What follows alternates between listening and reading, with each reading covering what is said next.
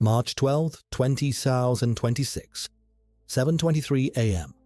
Remote training camp, northern Mali. 8 U.S. Army Green Berets conduct weapons training with 40 local militia fighters.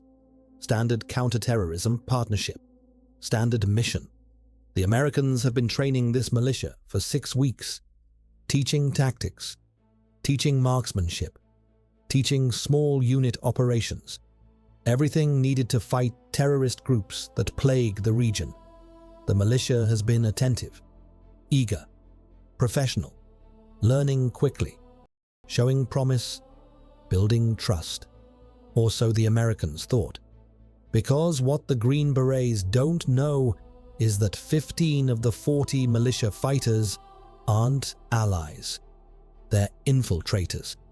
Operatives from the terrorist group the militia is supposed to fight, embedded for months, waiting, learning, planning. And in 7 minutes, during a live-fire training exercise, those 15 will turn their weapons on the 8 Americans who trained them, who trusted them, who taught them everything they know. And what happens in the next 3 hours will involve desperate firefight where Green Berets use their own tactics against them, where knowledge becomes weapon, where training becomes threat, where 8 Americans fight 40 former allies who know exactly how Americans think, how they move, how they react, because the Americans taught them everything, including how to kill Americans.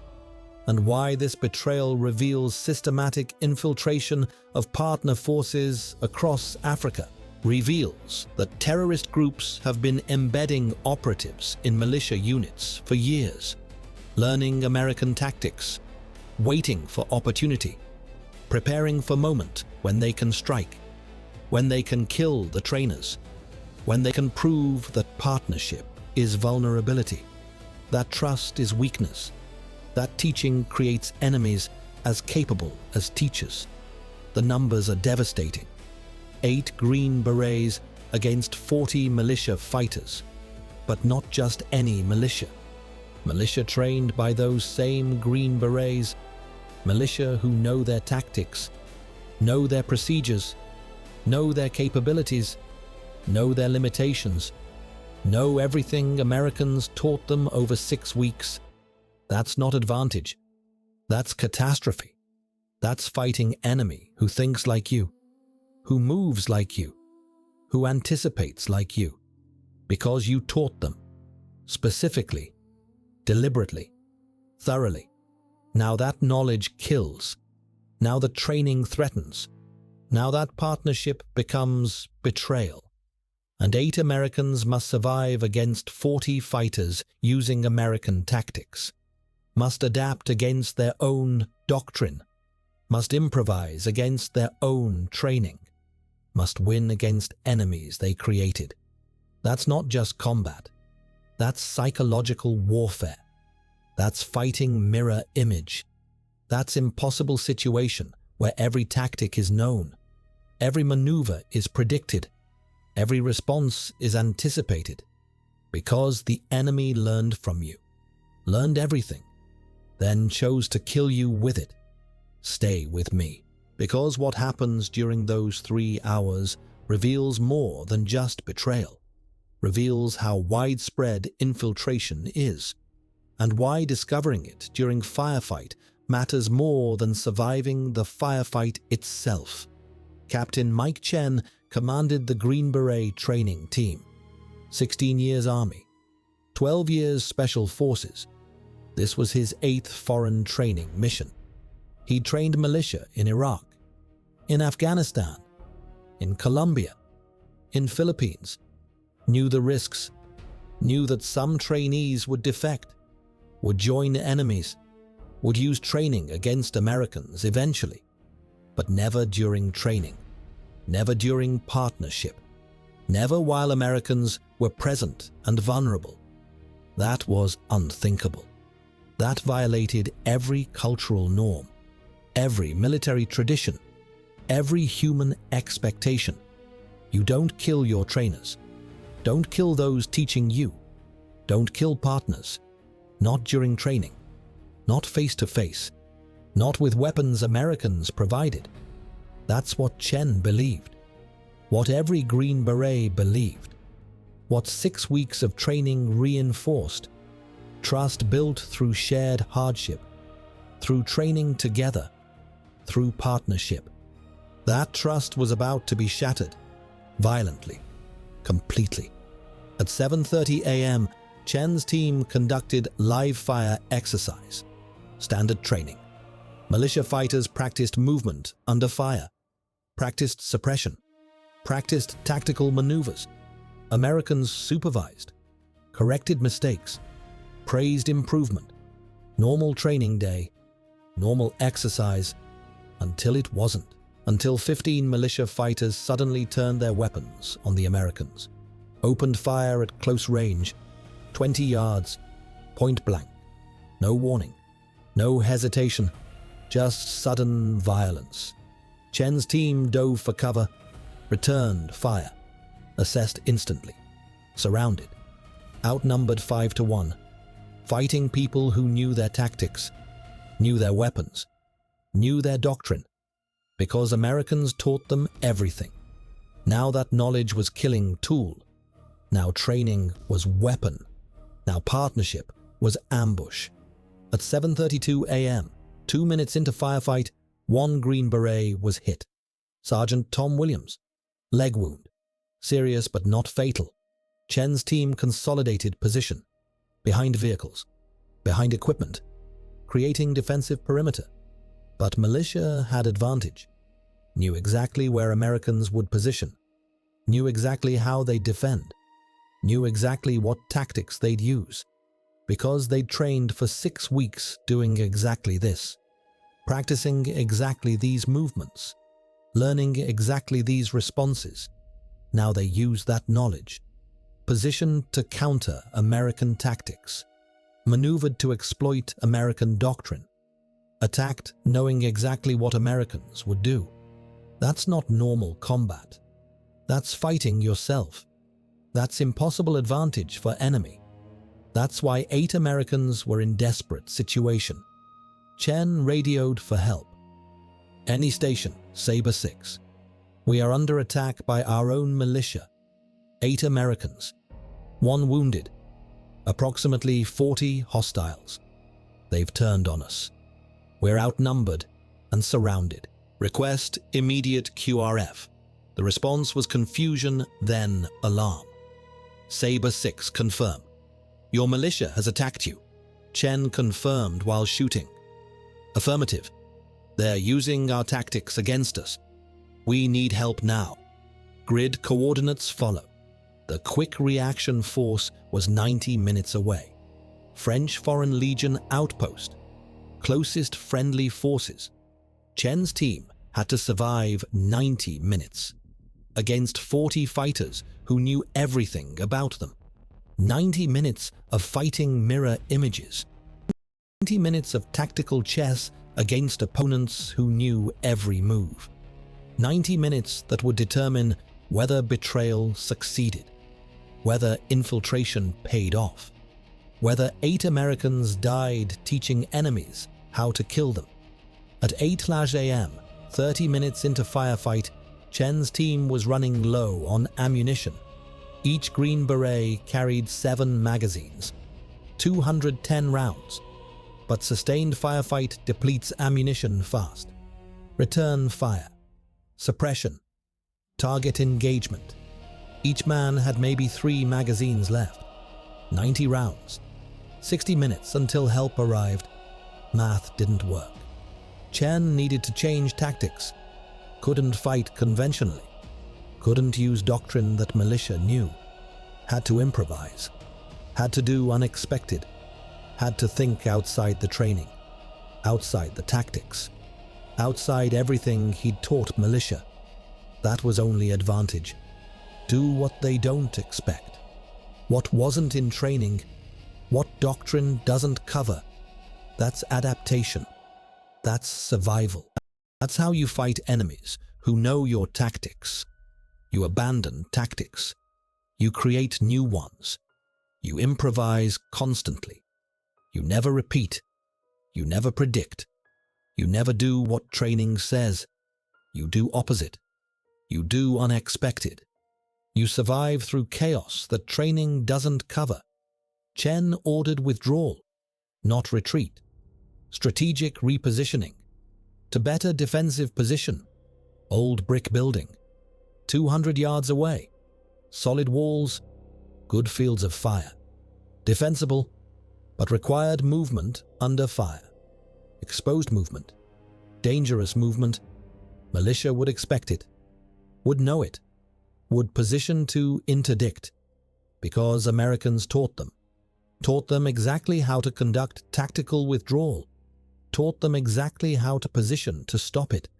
Chen knew this. Knew they expected standard tactical movement. So he did opposite. All teams, we're moving. But not by doctrine. No standard bounds. No fire teams. Everyone moves together. Maximum suppression. Speed over technique. Go on my mark.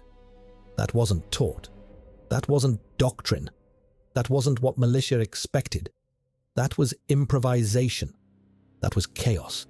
That was survival through unpredictability. At 8:15 a.m., Chen's team moved. All 8 simultaneously, firing continuously. Maximum violence. Maximum speed. Militia was surprised. Positioned for standard tactical bounds. Not for mass movement. Not for everyone moving at once. Their fire was ineffective. Poorly positioned. Chen's team reached the brick building. Consolidated. Established defense. Better position. Better cover. Better fields of fire. Militia had to adjust. Had to reposition. Had to attack building with thick walls and defensive advantages. That bought time. That saved ammunition. That gave Chen's team fighting chance. Not good chance, just chance. Which was more than they'd had 30 seconds earlier. At 9 a.m., 90 minutes into Firefight, French Foreign Legion Quick Reaction Force arrived. Armored vehicles, heavy weapons, professional soldiers. Game changed completely. Militia saw reinforcements. Knew fight was over. Broke contact. Fled. Some surrendered. Some escaped into desert. Battle ended. 8 Americans survived. 1 wounded. 40 militia scattered. 15 infiltrators among them. Mission failed. Training compromised. Partnership destroyed. Trust shattered. But Americans lived. That's victory when outnumbered 5-1 by enemies who know your tactics. When ammunition depleting. When surrounded. When fighting people you train. Survival is success. Living is winning. Coming home is achievement. That's what 90 minutes meant. Not failed mission. Survived betrayal. Not successful training. Avoided massacre. Not building partnership. Exposing infiltration. That's reality of foreign training missions. That's risk of partnership. That's what March 12th revealed. But here's what the betrayal exposed.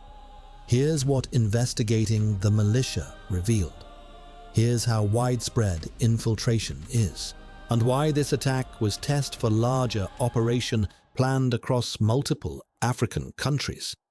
The investigation found that 15 of 40 militia fighters were terrorist infiltrators, not recent recruits, long-term operatives, embedded months before Americans arrived, specifically to learn from Americans, to study their tactics, to understand their capabilities, to prepare for future attacks. This training camp was just one of 12 across 6 African countries, each with American advisors, each with local militia, each potentially infiltrated. The 15 operatives at Chen's camp were in constant communication with terrorist leadership, reporting everything Americans taught, every tactic, every technique, every procedure, building comprehensive understanding of American special operations. For what? For coordinated attack, planned for 6 months in future. Attacks on all 12 training camps. Simultaneous, coordinated, using American tactics against Americans, killing advisors at moment of maximum vulnerability, during training, when Americans trust partners, when weapons are present, when defenses are minimal. That was the plan. Kill 96 American advisors across Africa. Massive psychological victory. Propaganda bonanza. Proof that partnership is vulnerability. That training creates death. That America's strategy of building partner capacity is fatally flawed. But Chen's camp attacked early. Why? Mistake. Impatience. Test run. Investigation revealed last option. Test run. Terrorist leadership wanted to validate tactic. Wanted to see if infiltrators could successfully attack Americans. If they could overcome training. If they could use American tactics effectively. If simultaneous attack would succeed. So they ordered one camp to attack early. To test. To validate. To refine. Chen's camp was chosen. 15 infiltrators attacked. Failed to kill 8 Americans. But learned lessons. Learned what worked. What didn't. What needed refinement. That information would improve planned attacks on other camps. Would make future betrayals more successful. Would kill more Americans. Unless something changed. Unless infiltration was exposed. Unless other camps were warned. Unless strategy changed. That's what Chen's survival accomplished. Not just living, but exposing. Revealing that partnership was compromised. That militia was infiltrated. That larger attack was planned. That 96 American lives were targeted. Chen's 90 minutes of hell saved 96 Americans from similar fate. That strategic victory from tactical nightmare. That's why survival mattered. Not just for 8 Green Berets, but for entire foreign advisory mission across Africa. Captain Chen received Silver Star for leadership during attack. His team received Bronze Stars. The wounded sergeant recovered fully. All 8 Americans continued serving. Continued training partners. But protocols changed.